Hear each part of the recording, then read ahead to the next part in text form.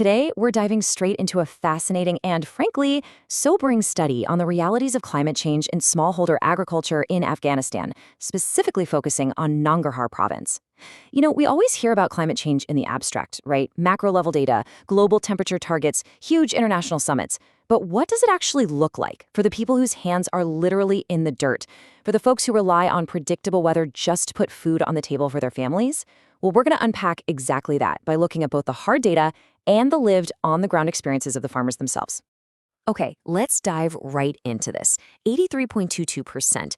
That is a staggering number pulled straight from the meteorological data in our study. That is the percentage of the year Nangarhar province experiences absolutely no rain. Think about that for a second. In a region where agriculture is the absolute lifeblood of the economy, we're talking about almost 10 solid months of the year without a single drop of precipitation falling from the sky. And the immediate result of that? Well, just cracked, parched earth. Nangarhar has this arid, subtropical steppe climate, and with global temperatures rising, evaporation rates are just skyrocketing, while rainfall becomes, well, basically non-existent. For a smallholder farmer who's usually working a 20 plot of land, maybe under 5 hectares, this severe drought isn't just some abstract environmental issue. It is a literal daily fight for survival. The soil under their feet is just turning to dust. But here's the crazy part. Drought isn't even the only threat. Climate change brings this violent whiplash in the weather, because when the rain does finally show up, it doesn't fall gently. It hits as these sudden, massive downpours, often with hail. And that bone-dry, cracked earth we just talked about, it literally can't absorb the water fast enough, so you get devastating flash floods. Farmers in the study reported that these freak storms just wash away their seeds and completely destroy whatever little crops they managed to coax out of the ground. To really grasp the stakes here, let's look at the raw numbers. The average annual temperature is nearly 22 degrees Celsius, which, by the way, is significantly warmer than Afghanistan's national average. Now check out the total annual precipitation, barely over 20 millimeters. I mean, that is almost nothing. But then look at what's on the line at the bottom of the table. 150,000 hectares of irrigated land, plus another 34,000 hectares of dry land. We're talking about a massive amount of farmland that is completely at the mercy of intense heat and practically zero rain. It's an incredibly fragile ecological balance. So, now that we've got the macro-level data down, let's shift gears. Because science and stats are crucial, sure, but they really only tell half the story. The study we're digging into today used phenomenological interviews. Basically, that means they went straight to the source. They sat down with 11 smallholder farmers from different districts in Nangarhar to hear their actual, literal voices. We're going to zoom in and listen to the folks living on the absolute front line of this environmental shift. And this right here is the emotional and practical core of this whole explainer. Look at this quote from participant 10. They mentioned shifting to planting mung beans specifically because it needs less water.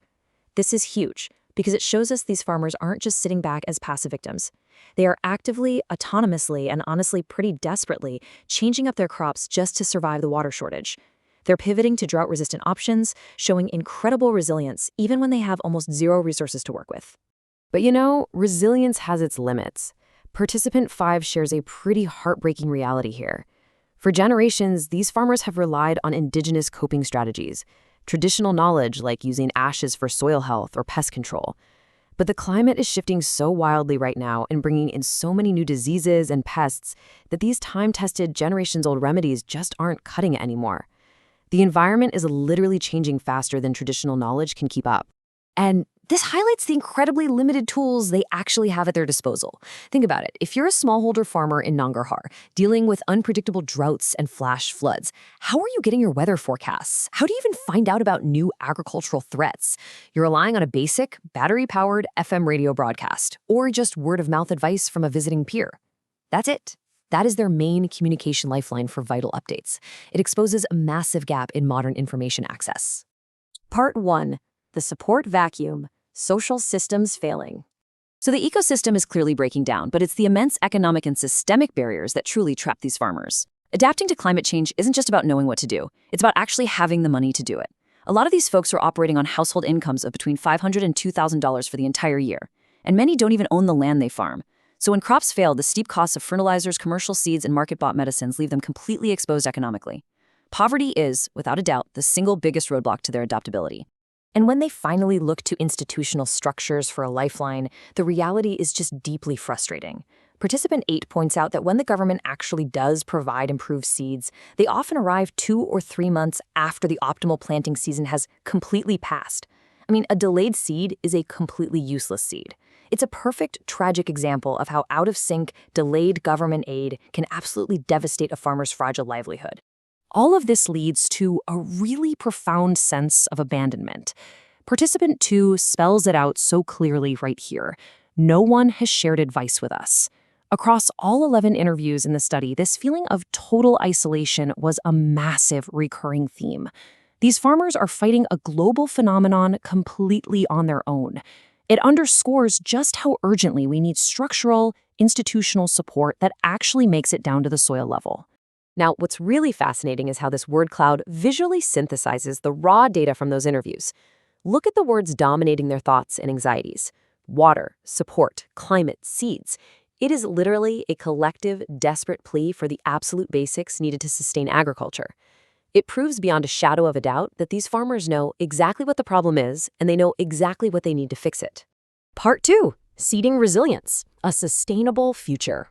So how on earth do we actually move forward? Well, the study outlines some very clear, actionable recommendations to finally bridge that gap between high-level policy discussions and the reality on the ground. Interventions have to be structured across all stakeholder levels. Government policy needs to guarantee timely aid, meaning get the seeds and medicine out before the season starts, not after. NGOs need to really double down on local community resilience projects. Agricultural extension services actually have to visit the farmers, giving them modern training to back up that failing indigenous knowledge.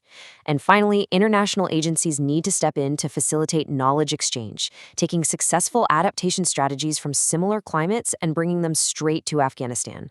Because at the end of the day, the ideal solution, as the research concludes, is all about balance.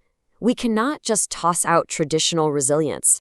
Ancient practices like the Carrez underground canal system, which conserves water and boosts soil fertility, are absolutely brilliant, culturally embedded adaptations for dry climates. But they have to be paired with modern interventions. We have to marry that incredible local ingenuity with modern technological training and, crucially, financial support to create a truly robust agricultural defense. I want to leave you with this final provocative thought. We've spent this explainer looking really closely at a handful of farmers in Nangarhar province, battling dry earth, sudden floods, and late seeds. But make no mistake, this is not just a local problem. These smallholder farmers are the global front line of our food systems. If they, with all their grit, resilience, and generations of knowledge, cannot survive this shifting climate, what happens to the global food supply? Really, what happens to the rest of us?